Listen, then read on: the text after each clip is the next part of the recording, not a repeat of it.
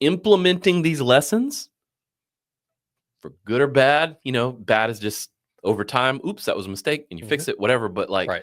if you're implementing these actions in your life, you will work towards a goal. And I think that ultimately is how we make this shit real.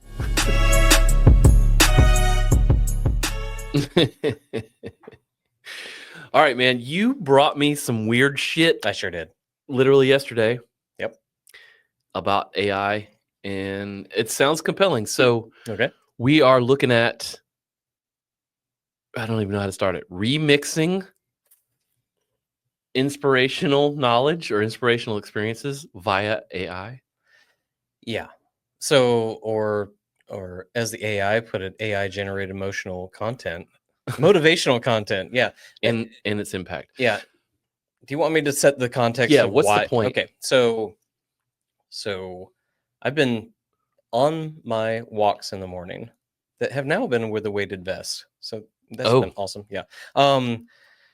I, normally when I run, I listen to music. I've got, a playlist. I've got two that I do. That one's, like everything that I listen to. The other one's just Foo Fighters. And, but I've had a bunch of things happening at once that have kind of just, been compounding on me. And so I felt, I don't know, just not stuck, but just weighted down. And, it's probably the weight vest. Yeah, probably the weight vest. Kind of walked into that one. And, I've got a conference next week in London. And there's just a bunch going on. And so I decided to mix things up. And, I started to not look at YouTube while I was walking, but, just kind of scrolling through to see if there's something that interested me that, I could learn something while I was walking instead of, and more walking instead of running. And what I found was there were a whole bunch of, in my feed, these motivational things that were coming up. And I think one was Joe Dispenza, who I'm sure he was like in The Secret or something like that, or but but I saw that, and then there was like an Andrew Huberman one, and then there was this one, and I started listening to him, and it was, what I found interesting about it is, I looked at the comments of the first one because it was like, this seems kind of odd as far as the, I'm not watching anything, I'm just listening to it. I'm like, something here is slightly missing, but it's a really good message. And then I saw in the comments, like, it's so great when they do these AI generated things. I'm like, oh yeah, that's right, that is a thing. Yeah. And then I started looking more into it, and it's like these two specific ones that I sent you they were AI remixes basically of Joe Dispenza and Andrew Huberman. But it, from what I know of the two of those people, it had a lot of the same teachings that I remember, but it was like, the first one was like, say these 4 affirmations to yourself every single morning in order to blah blah blah. But then like the next one on the next day, because they do these things daily, was like, say these 9 motive or affirmations to yourself. And a few of them were kind of the same as the 4. I'm like, well, which one is it? And so what started to go through my head when I looked at those 2 specific, I was like, okay, if this is based off of specific teachings from, I don't want to call them gurus, but from a motivational source, then is it something that, like, you have to get it directly from the source? Or with something like this, are you getting a modified version of it that is based on the original teachings?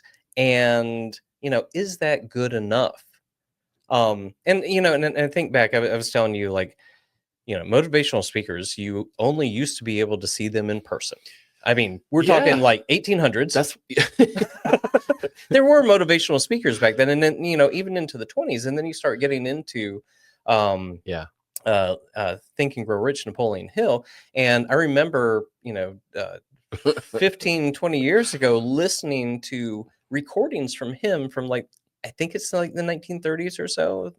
And it's the original recording, so you could listen to these people, Yeah. on the radio, but then you could listen to their recordings. And then, we get into video, and then we get into, like interviews and everything. And, then we got to a point, I think, within videos that you had these motivational videos that would take, who's the guy from Green Lights that, all right. Matthew McConaughey. I was listening to this one the other day too, and it's like it takes all these interviews and times that he spoke in commencement speeches from like 5 or 6 different sources, and sews them together in a kind of random thing. But it's like it's a motivational thing based on Matthew McConaughey's quote unquote teachings. Yeah. And like, okay, you've got the original source, however, it's just cut up. But then we get into like these AI versions that it's a deep fake basically, and some of them actually say this is AI generated, and some of them do not. Some of them don't. Yeah. And but we're in the age of the faceless YouTube channel too. Yes, exactly. I think I used the right term. Yes, you did. Yes, you did. And again, my whole question to this, to start us off is this a bad thing? Because you can spread disinformation, we all know that and everything, but again, if they're based off teachings of the original person, and again, your purpose, if you're the creator of this video, is to extend that teaching, is that such a bad thing? I'm on the fence. Okay. Well, and the question is it tool or is it just noise? Is it? I think it's just noise. You brought this up, and we can get into what the shit you scared me with yesterday a little bit, because you did freak me out. You brought this up, and I started thinking about it. I was I was spastically trying to find a couple of examples, but there's a channel called the Outdoor Boys. Have you seen this? No. He just retired. It's kind of sad. Oh, I am a giant fan of this guy. And I'm trying to remember the name. I'm a fan, and I sound like I'm not a fan. But anyway, it's him and his boys. Got 3 sons. He lives in Alaska. He does like camping video. He started doing fishing videos, camping videos. Takes his family out, and it turned into like survivalist stuff. So he's like camping in minus 30 degrees, showing you how to build igloos and cook bear meat in the woods and stuff. Fascinating. And then he was able to turn it into a career. Yeah. And this is all he's been doing for the past couple of years. He has like 10 million followers. Yeah. Like it's one of the biggest channels on the internet. It's like up there with Mr. Beast. He's huge. And it, you don't build that overnight. It built it over time. Well, this was right around COVID. I think TikTok kind of came out soon after that or whatever. People started remixing his videos. Yeah. And they were like, survival guy finds himself lost in Alaska. You've probably seen these. You've seen everyone. It's the guy sitting there going, You haven't seen the guy's actual episodes probably, but you've seen the remixes. And they were everywhere. And people were copying him by just remixing his content and putting it out there. As a result, it made him really blow up because people were like, who is this guy? And they looked him up. But it started making me think about all that stuff, about like, man, we're in this age of like where we can take something, remix it, call it ours. Yeah. It's not the subject of what you brought this up for. Yeah. I don't like that. I don't either. But yeah. Is it bad? I don't know. I mean, in this case, it helped the guy. Well, it draws attention. I mean, sure, it helps him. Does it help an actual, again, let's look at the purpose. Like, is what he is doing is instructional. So sure, it's something that if somebody's doing a TikTok video, 1 minute on, here's how to do. I mean, like there, Instagram, and I don't really use TikTok as much, But Instagram, like I started following these like like some type of teaching about different tools and things like that. They're 60 seconds, and it's something that you're like, oh shit, that's I never thought to do that with a tool that's helping Yeah. me. And of course, like, then those things build up, they get bought, and next thing you know, it's like some half naked woman on there, and I'm like, what just happened to the feed? Like, Yeah. not saying that's wrong. I'm just saying that, like, that wasn't why I was following it in the first place. But, like, instructional videos like that, like, if it's something that's helpful, but the majority of the time, you can sample things, and, you've been able to sample, music forever, and only take, like 20% without it being, you being sued, and, spin on top of it. It's stupid. Yeah. And that's noise, though. The things that you're talking about are noise. Yeah. I don't know. I know you're talking about inspiration. Yeah.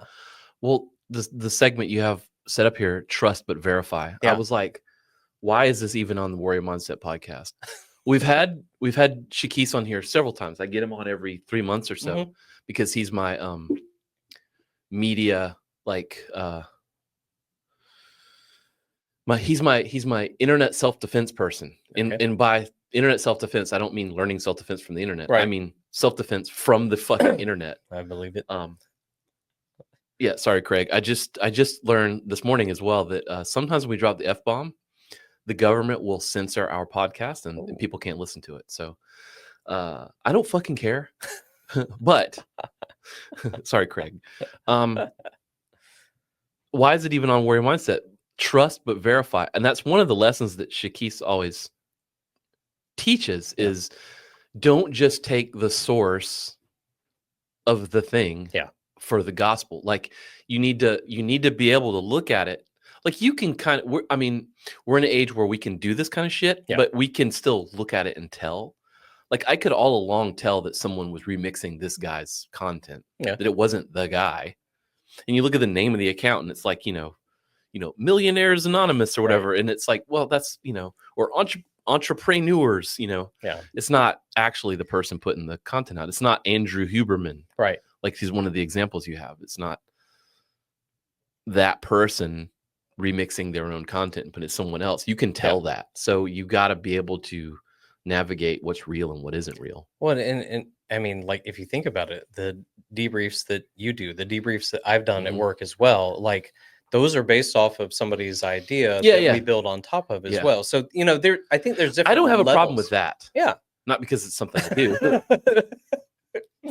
I don't because you're 100% giving that person, that creator of that content, full credit. You're saying, hey, look at Dude Man's article. Right. I want to talk about it. Yeah. I can't just call him up and talk about it whenever I want to, but like I am, and I'm given the source, and this is the inventor, the creator, and we're talking about his thing. I think if I were to like copy and paste an article into ChatGPT and say, rewrite this so it sounds like me. Yeah. It's not really the same thing. Oh, we'll get into that, won't we? But yeah, yes, the trust but verify is that's why, like, again, those two specific people, I've listened enough to them before to go, okay, this is along the same lines. It's just, like I said, the difference between, it was the Joe Dispenza one, video on Monday, video on Tuesday, 4 affirmations, 9 affirmations, and they're not the same. They, both say, do this as soon as you wake up. Yeah. And then, like, so that was, again, that was the thing that in my head, I'm like, is this right? And then, like, if I go back and look at Joe's stuff, then I go, okay, yeah, it's coming from the same place. It's just a different spin on it. Would Joe Dispenza say, use these 4 affirmations or use these 9? Don't know. Maybe. Yeah. And maybe has. Yeah. And that's where it got it from. Right. Exactly. So, but that was the verify, and I would almost say like distrust and verify sometimes, especially if I want to continue to use that information as now new source material for myself, if that makes any sense. Mm-hmm. Yeah. Your other note here is tool versus threat. Yeah. Determined by the intent and awareness. And I think that's what we were kind of talking about. I think what chaps my hide with it is when I don't know where I'm going with this, other than because I know both parties. Let's take the original person. Mm-hmm. Andrew Huberman is out there making his podcast, putting Right. his information out. He's clearly selling something, right? And someone who takes that, repurposes it, and puts it out there, well, they're selling something too. True. But the original intent is now sort of bastardized in my brain. Mm-hmm. Am I wrong? No, I don't think so. I mean, again, is this the TikTok level? Is this the Huberman, like, taking his teachings and and doing the AI remix on it? I see those as two different levels. But yeah, no, I mean, like, obviously that, and also if you look, like, I went and looked for a bunch of accounts like this, and of course they're out there. And some of them have 37 videos, some of them have like 400, and have been doing it for a long time. And like, yes, they are building an audience in order to monetize a YouTube channel based on somebody else's work. Right. I mean, so that just feels like it shouldn't exist. But it does. And I know. And so, faceless YouTube channels, I mean, like, that's where I go to. That's the, again, a TikTok video with, the bug-eye guys going, not even saying anything, and the videos going in the background. To me, that's fucking stupid. Yeah. And and I don't think that they should be able to monetize that, but they do, and that's allowed. They can. Yeah. But that is, again, I go back to that is noise.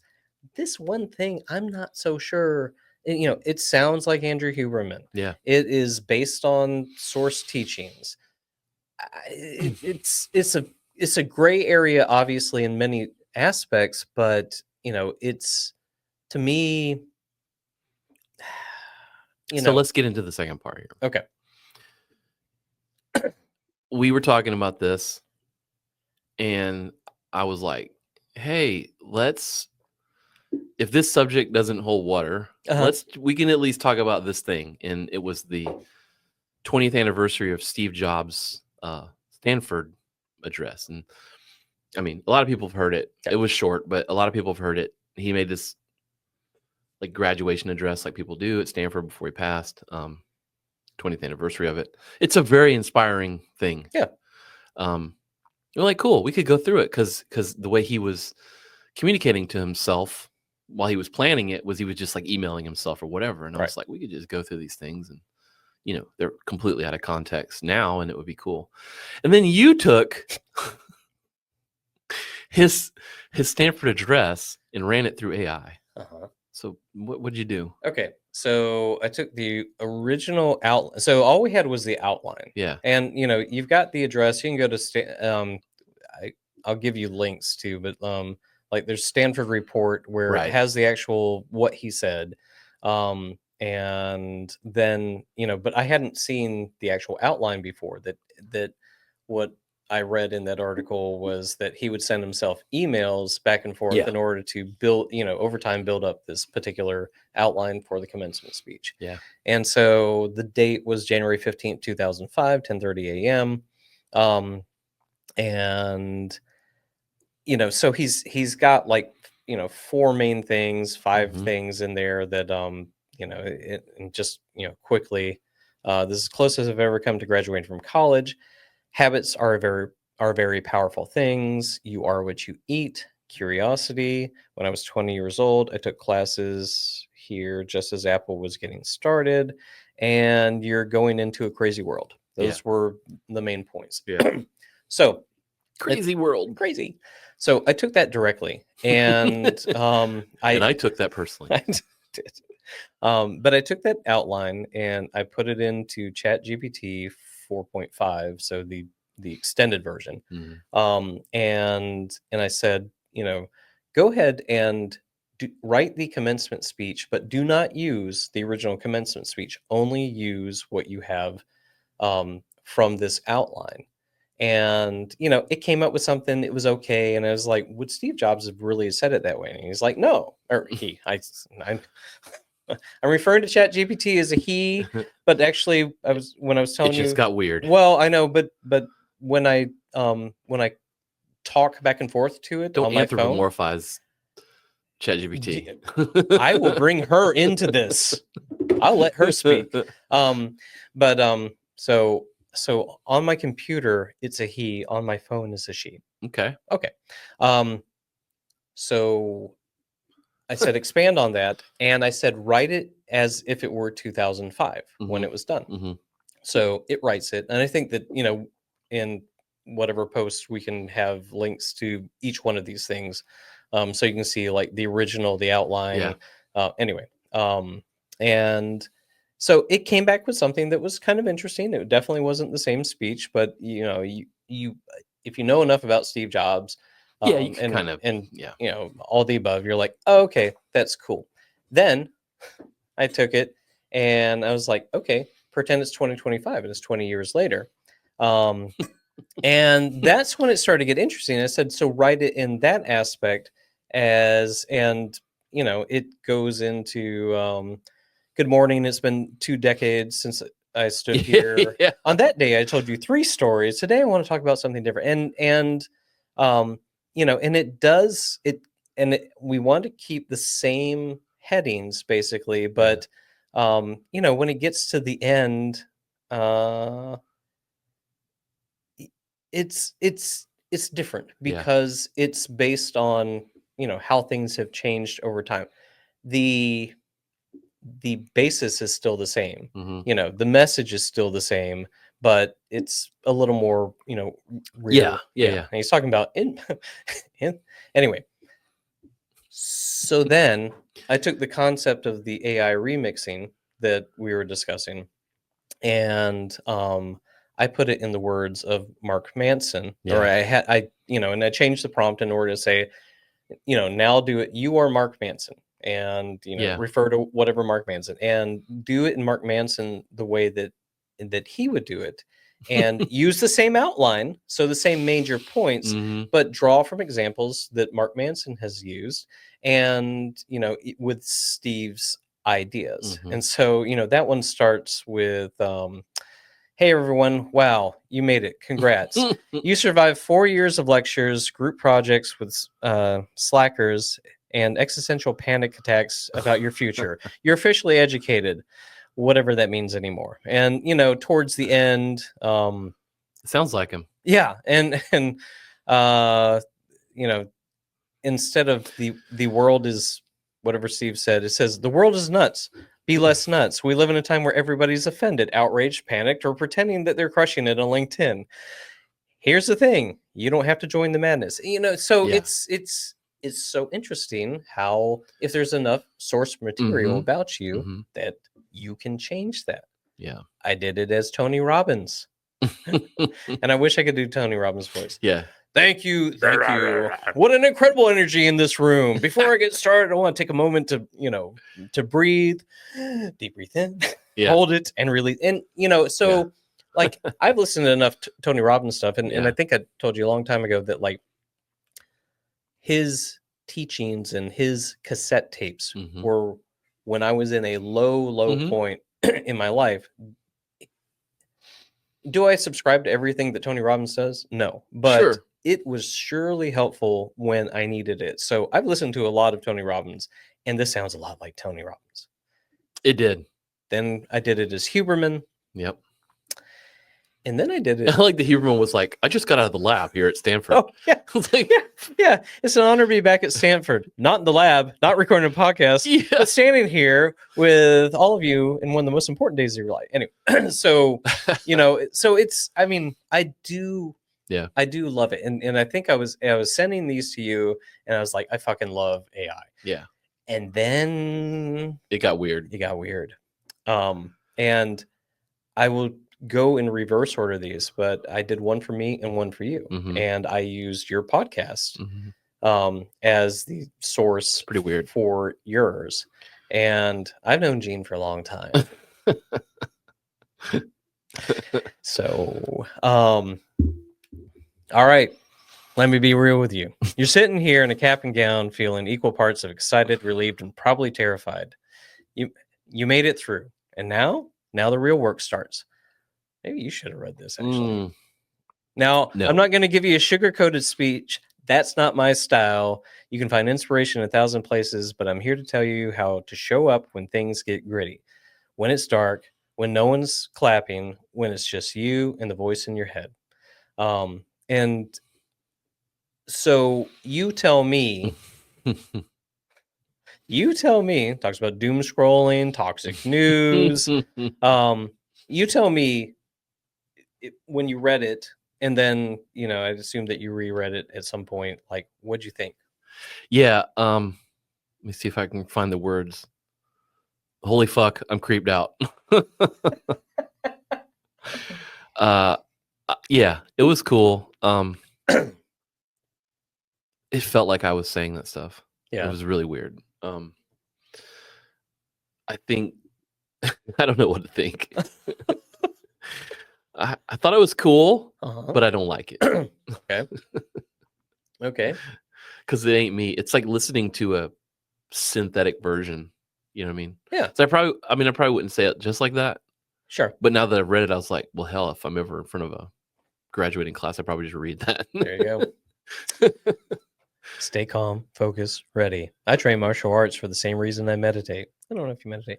No, because I want to know who I am when it gets hard, because composure is strength. Yeah. I mean, core tenets, and it is. again, it is. And you could modify it, of course, and go, well, I would have said this, and then like it's really speech. The thing that I understand is these LLMs, these large language models, is that it doesn't really know. Like, so I was doing a deep dive on this with my oldest son the other day, and we were talking about like what do they know and what do they not know. Sure. And Apple actually, it's more of a tech podcast today than anything, but Apple recently, they've been struggling to get AI into their stuff. Yeah. You probably know all this stuff, but they've been struggling to get the more up, because they have Siri, but let's face it, ChatGPT is way stronger than Siri, but they've been trying to get it in there, and it's been like, why can't, like, this is Apple, why can't they figure this shit out? But they actually just I don't know if you saw the report, they came out with some test results. Apparently all these AI companies use the same base test to test the IQ level, whatever that is for AI, and they all use the same test. Well, Apple engineered its own test, and they were like, well, yeah, and it's kind of like the Army, right? So the Army's had the same physical fitness test forever. Well, what do people do? Well, they just train for the test. Right. Sit up, push-ups, push-ups, sit-ups, running. So that's all they do.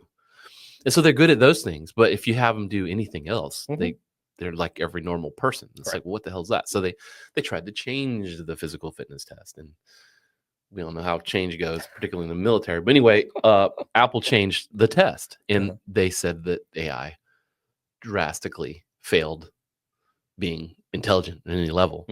And the result, the basic explanation is that it knows that 1 and 1 is 2, right? Because it's a pattern, right?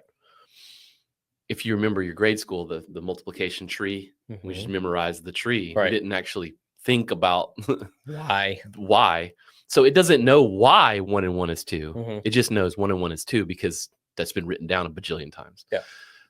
So that's the creepy thing for me, is that, like, when I listen to the one particularly about myself, it's that it can do that because that's a pattern of me or you or Huberman or whoever saying the same things. Right. Right. So you're sort of like faced with this like mirror of, well, is that really, like, that's what I'm about? Yeah. And it just kind of makes it concrete, which is why I say I'm freaked out. Luckily, it's all kind of positive, and it wasn't like, hey, this guy's the biggest dipshit on the internet, and his patterns of speaking is stupid. No, and That's why I'm freaked out. No, and I totally understand. And so then I freaked you out even more. Yeah, talk about yours. Yeah. Can you play it? Yeah, I can.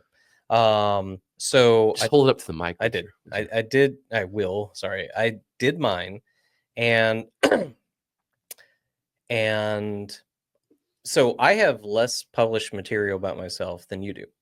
But I do run podcasts and I've been active on LinkedIn and everything. But so I thought it was going to be interesting. And yeah. But I've also been corresponding with ChatGPT for a long time. You've got enough content in the world to where, and so, but within ChatGPT, it's more about work than it is about, me. So, yeah, right. But it does, you can't ask ChatGPT, what do you know about me? And it knows that I have a daughter that does ballet because apparently you said it somewhere on the internet. Maybe I did it in the chat or something. But anyway, so mine was interesting and it was kind of like me, and I could resonate with it. But then I showed you this, and let me get to the particular thing. Make sure this is the right one. So we use Descript for Descript, for video editing and transcription and everything. And one of the things in Descript that you can do is create an AI speaker, but you can do it yourself. Just like I told you that Hey Jen does that, and you can have sit there at a desk and everything. Oh my God. Yeah. And so I took mine and I just threw it in there, and we'll just use the mic sound for a second. Oh, it's on your computer. Yeah. And let's see what we get. The most meaningful things I've been part of weren't about me. Hold on. Let's start at the beginning. That's a very good place to start. Good morning. Let me start with this. I'm not here to give you the speech you think you're supposed to hear. You know the one. Go change the world. Believe in yourself. All the stuff that sounds good on a bumper sticker but doesn't help at 2 a.m. when you're doubting every decision you've made. I'm here to tell you something a little different. What you build inside will define what you build outside. And in my experience, across startups, open source ecosystems, conferences in glass buildings, and a lot of late night Slack messages, this is what I know to be true. 1. Habits are the slowest miracle. Forget inspiration. Forget hustle culture. What matters? Rituals, repetition, the stuff you do even when no one else is watching. When I first got into this work, I was chasing momentum. One deck, one demo, one press release at a time. But what changed my brain wasn't the loud moments. It was the quiet ones. The decision to wake up and do the boring stuff. Review analytics. Respond with intention. Listen when I didn't want to. 20 minutes of reading every morning. A one-line journal every night. That's how you build a foundation. That's how you calibrate who you are. Small disciplines, compounded over time. That's the long game. 2, you are what you let. And Zoinks. It's not that I don't believe that, and it's not that I don't do a lot of that as well. Yeah. Like I said, I don't know that you would say it specifically like that. No, but if you might not sit there and write it specifically like that, but it's pretty damn close. Well, in like 15, 16 years of doing conferences, it's the one thing that I can tell you that I've only done once is actually spoke as a speaker. Right. And so, I'm sure that if I were to have more of that out there, and could feed that in, or it probably uses a lot of the podcasts that I've done in the past. And everything, as far as to well, you've been feeding it all the transcripts for ages. I mean, so I don't know. I mean, very it knows where you live. Very interesting, but also let's take the creator out of this, the creator with the faceless video and everything. Again, is that useful to well, that's the other part here, daily utility versus originality, right? Yeah. The core question is it okay to be motivated by something inaccurate if it helps? I mean, that happens every single day for every single person. Yeah, right. You tell yourself lies. They're, I'm not even going to get into religion, politics, anything like that. Not saying that those are lies, just like we all have. Well, there's a lot of versions of them. Yes, exactly. And we all but all the core message is very similar. True. Right. There's just, you just think about Christianity by itself. There's 47 different flavors of it. Right. But the core tenets are all kind of the same, you know. Exactly. And then when you dissect that and put it against other religions in the world, everybody pretty much We need the AI collated version of religion. religion. Just tell me what to do. Fuck yeah. Chat GPT. Yeah. I'll start on that next. No, do not do that. Okay. But is it okay to be motivated by something that's not quite right if it gets you going? Yeah. I mean, apparently ChatGPT thinks that I agree. If it gets you going, maybe it works. Well, and that's a stupid statement though, because of course it worked if it gets you going. But yeah. But we've talked about extrinsic versus intrinsic motivation before, yeah, right? Yeah. And so, sometimes, like I said, the whole reason of me getting into this thing was because I was wanting to not have the extrinsic motivation of listening to Foo Fighters while I was running. I wanted a different type of, thing. And actually, or while I was walking, while I was running, the morning motivation meditation that I do, this 15 minutes long that I found on, or Apple Music a while back. Like I normally do that sitting down. I started to use that while I was running. It actually helped me like be more motivated while I was running. Yeah, too. sure. So okay. it's something because I could feel, everything that I'd done before, the breath, the, seeing the tiny ball of energy, sitting here in my chest and how it expands out. And like that, you're right. Or the question, is right. Like, if it's based off of something, I don't even know wrong. But if it's based on something that's not real, but is it real? And that's maybe I'll send you what I was listening to this morning, which it was Deepak Chopra and Jay Shetty. And like what is real, is digital actually real or not? The questions that came out of that starting to blow my fucking mind this morning, and luckily I had a meeting and had to stop listening. Anyway, otherwise this would have been a whole different discussion.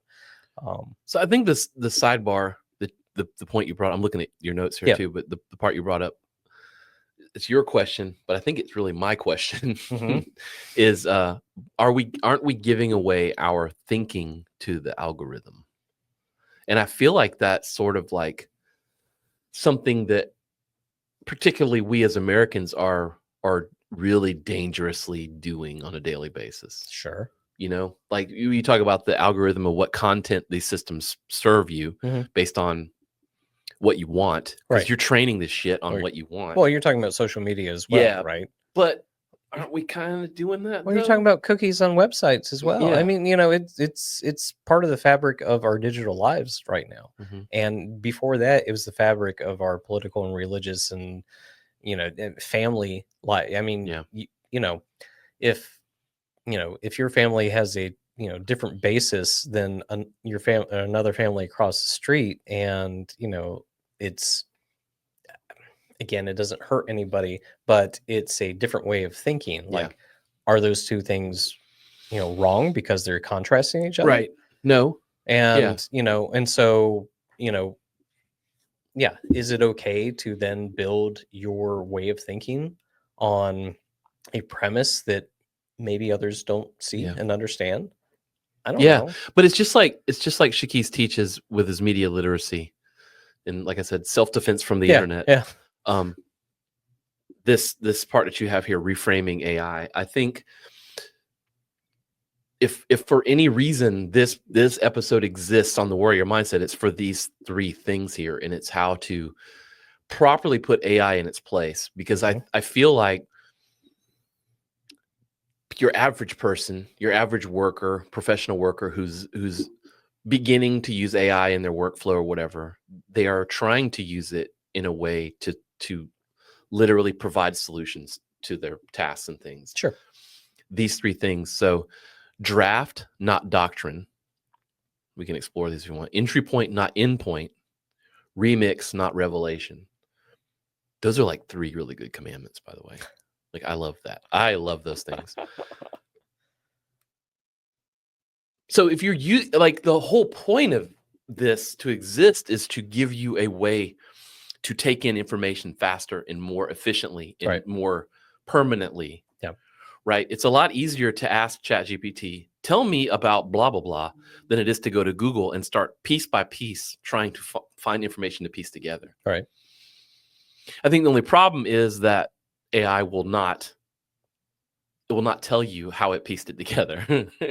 Whereas in the other sense, you are the one piecing it together. You can ask it actually, where did you get this from? And some of I don't think your average person is doing that. No, they're not. And I think they're going, give me blah, it gives you blah, and then you paste blah into whatever your trust but thing verify. is. I mean, let me tell you what it's like using this, when I'm trying to promote a conference.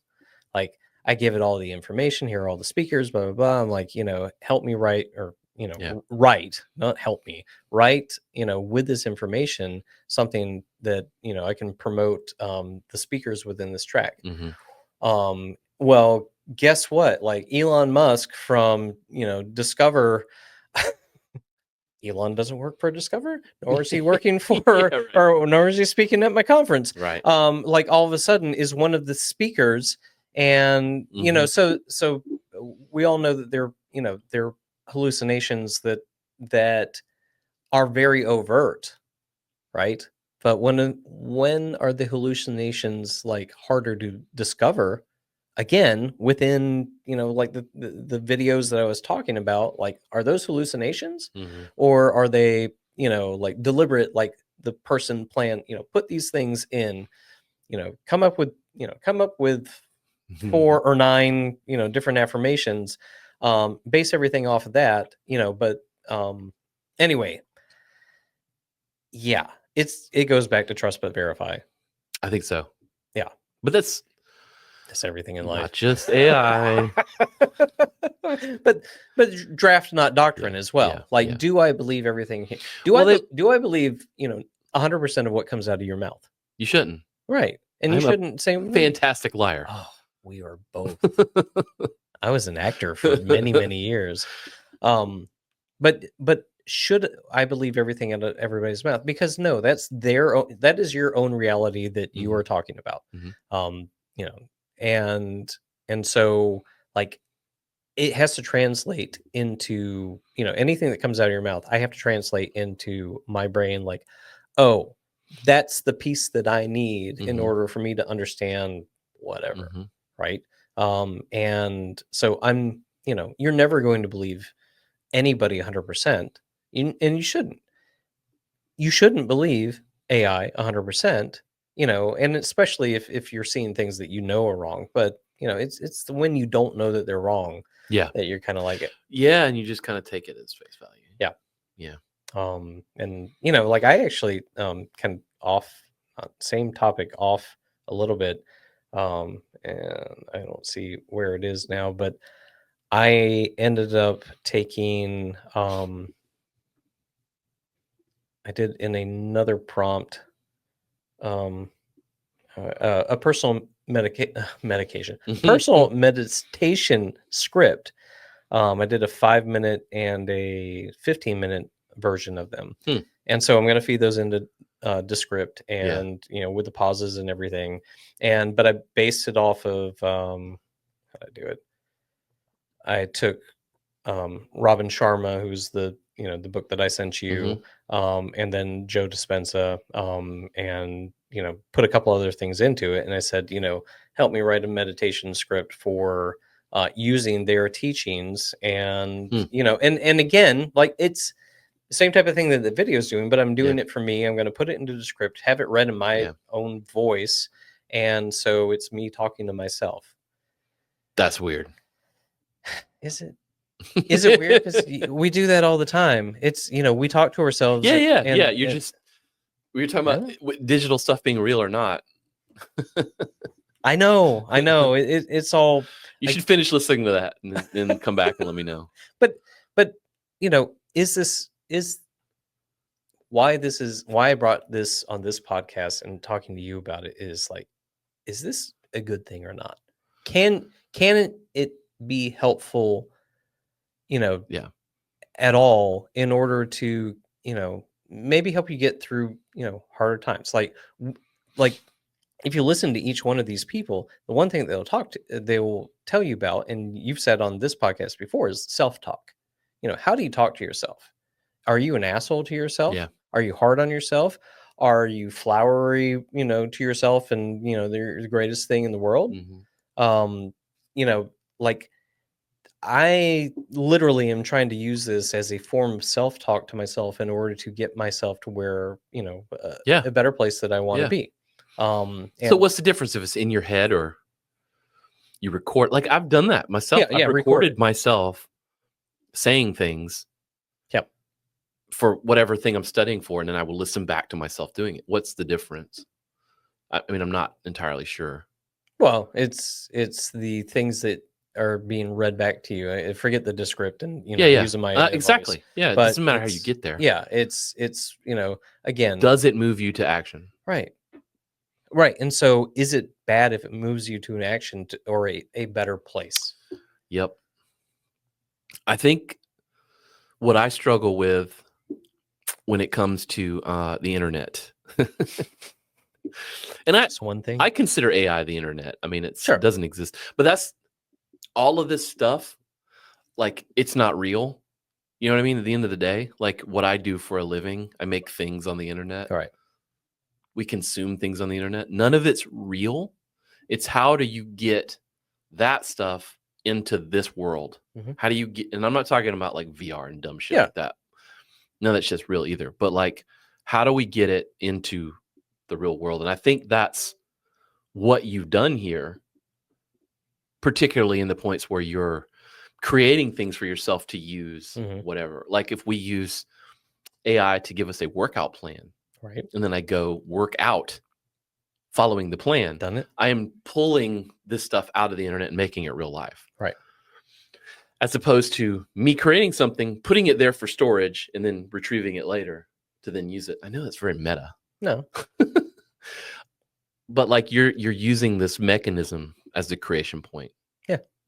But I think that's where I struggle the most is like determining what is real, what isn't real, what can be real, what is like synthesized. You know what I mean? Yeah. And it's definitely a lot of blurry gray area where we're living at now. Like we're seeing a lot of stuff. There's a lot of stuff being produced. You know, I'm not talking about the literal deep fake things. Yeah. Which those, thankfully, so far, you can still kind of tell. You know what I mean? Because the eyes move weird and people's lips don't quite move right. You can kind of tell, like their hair moves a little weird, or they'll walk and they're handled, like, or they'll have like 9 fingers or something. But like, I mean, that shit's they're gonna get that right at some point. Exactly. But tell me, like, thinking back to this stuff that's in the ether, that we're talking about, the digital ether, like, what if this was in book form? Right. All right. And you read it, and let's say that we didn't know about AI and it was just there. They just printed it as a and they just printed it as a physical book. Would you believe it more? Yes. You know how many times that has happened in history? Yes. Oh, yes. Good or bad? I'm not saying it's how a good many thing. wars have happened because of that. I'm not saying it's a good thing. Yeah. But it has happened. I mean, like, that's why they wrote the Bible. That's right. I mean, that's literally why they wrote it, because it was like all these stories, and they're like, you should write that shit down. Yeah, but then with the Bible, if you go back in history, and it has been revised so many times to where the Bible now is not what the Bible was originally. Yeah. Forget different religions and their versions of it, but it like the King James version is not it was a formalization of something else. They're changing something every time they reprint that thing. You're not like, come on, something's getting just one comma at a time. Even if it is one comma at a time. Yeah, punctuation matters though. Yeah. It's life and death sometimes. Yeah. but it's I'm just saying that, like, we've done all of this throughout history. And so this is not new. The mechanism is new. And, have you ever read a book and gotten inspiration from it? 100%. Okay. What if that book was based off of bullshit? Most of them are, but yeah. Exactly. But you still got inspiration from it and like propelled you to go do something. Is that okay? Yeah. Okay. Then are these videos? We'll see. I want to weigh out. So, got a couple of really good final calls to action thing here. which I liked, which I think we should live with, not just with AI, but the internet in general. That truth is portable, responsibility stays with you.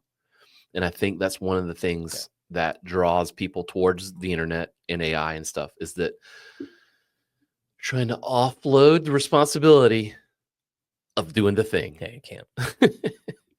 And I think you can't do it all. It lies with you. Yeah. Like, you can't do it all, whatever, but like, at the end of the day, you can't just consume like the other one. Don't just consume, test, own, and live. And that's why I do the debrief episodes or whatever. You cannot just consume things. Yeah. You can't just read books forever. Right. At some point, if you want to get better, you have to implement the stuff. Sure. Which is where you're at in the first place with this whole conversation. Yeah. I think as long as you're implementing these lessons, for good or bad, bad is just over time. Oops, that was a mistake, and you fix it, whatever. But like, if you're implementing these actions in your life, you will work towards a goal. And I think that ultimately is how we make this shit real. It's true. I don't know how else to think about it other than that's how the non-real nature of the internet metastasizes itself in your brain. Is when you try to bring those lessons out and do stuff with them. Yeah. I think you'd agree with that. I agree with that. As creepy as you've made it. No, thanks. That was fun. It was fun to read my own self in my own voice saying shit that I hadn't said. It is. All right, man.